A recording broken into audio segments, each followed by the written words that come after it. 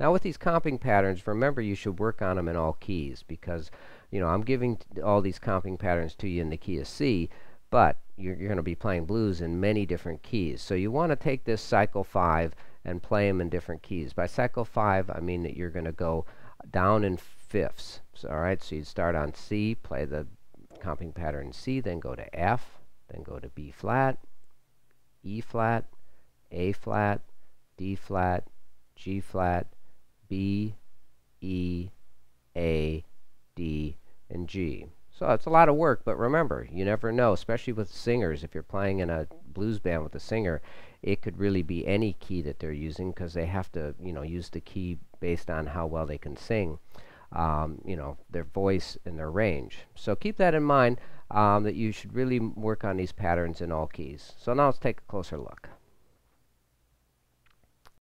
All right, now let's talk about a little comping pattern you can use for chords. You know, there's a lot of different chords you can use, but a lot of times, especially if you got a little kind of distorted thing that's going on with the sound I'm using here, you basically use a very simple chord. Just your first finger, we're in the key of C here, so your first finger on a C on the 8th fret of the low E string, B flat, here up here on the D string, same fret, 8th fret. With your second finger, and then the third of the chord with your ring finger on the 9th fret of the G string. All right. You can start by just playing that on 1, and the and of 2 will be good. And this is a really great sound because you can use this with a little distortion. It's still going to sound cool. Because some chords, you know, as your guitar gets to be more distorted, it gets too muddy. So here's what this sounds like.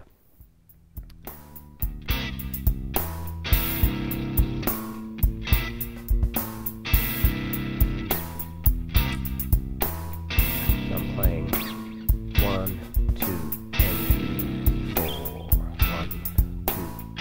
Down to the first fret, same chord. Try to keep your wrist straight here when you're playing this. Your wrist starts hurting, you know you're bending your wrist too much. It takes a long time to be able to play down on these first few frets without bending your wrist. Now the other thing you can do is move this pattern up a set of strings so that you're not always having to jump around so much. So if we go to the F chord here, that would be our second finger on the 8th fret of the A string, which is the root of the F chord, and then we got our first finger on the 7th fret of the D string, and then our ring finger on the 8th fret of the G string. So that's another way that we could play this same chord. So let me show you how that's going to work. So we're going to, on the 1 chord, we're going to use this figure, and on the 4 chord and the 5 chord, we're going to use this other one.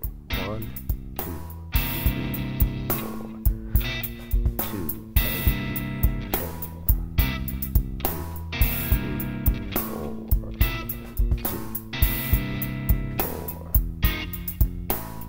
Now if you notice my picking hand, I'm actually picking the bottom string and using my second and third finger to pick the other strings. You wouldn't have to do that. You could also just strum all 3. But if you're going to do that, you kind of have to mute these upper 2 strings, or just make sure you're only playing the 4 strings, or the 3 strings of the chord.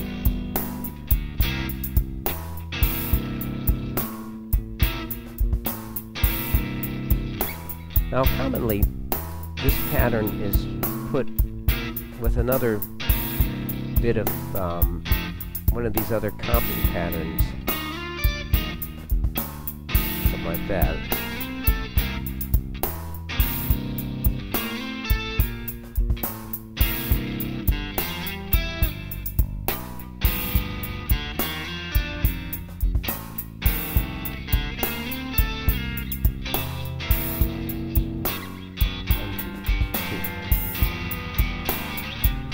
Now you can play more of an open sound. Just depends on what you want. 3, 2, 3, 4, 2, 3, 4. You know, it's going to be very effective you really want to open it up, you know, create excitement.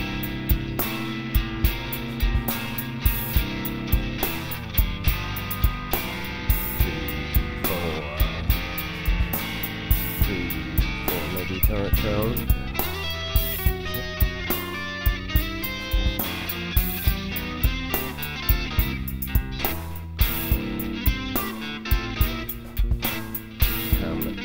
Combining two things.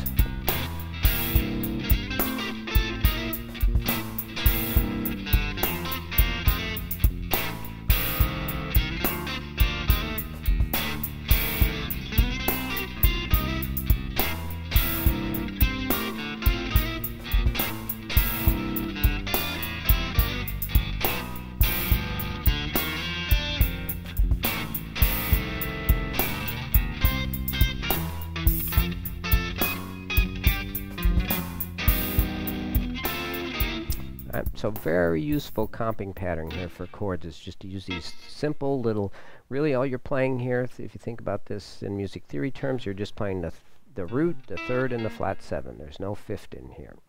All right. You throw the fifth in, and you could do that too, but it gets just a little more dirty. But you know, believe me, all these things are possible. It just depends on how much crunch you got going on your guitar. But this type of chords are a very useful pattern to use when you're playing the blues.